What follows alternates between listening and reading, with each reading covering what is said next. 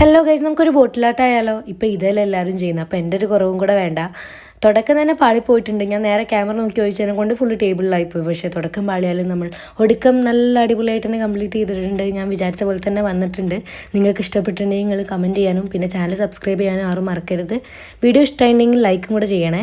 അപ്പോൾ എല്ലാവരും മിക്സ് ആക്കുന്ന പോലെ തന്നെ ഫാബ്രിക്കും വെള്ളവും പശയും മൂന്നും കൂടെ മിക്സ് ചെയ്തിട്ട് നേരെ അതിൽ സ്പ്രെഡാക്കുക. ആ സ്പ്രെഡാക്കുന്ന സ്റ്റേജാണ് എനിക്ക് കുറച്ച് ടാസ്ക്കായി തോന്നിയത്. കാരണം എത്ര ഇതാക്കിയിട്ടും മോൾ ഭാഗത്ത് അത്ര ഒരു കളറ് വരുന്നുണ്ടായില്ല. പക്ഷേ ചെയ്തെടുത്തിട്ടുണ്ട്. പിന്നെ ഞാൻ വിചാരിച്ചു സൺഫ്ലവർ തീമിൽ ചെയ്യാമെന്ന്.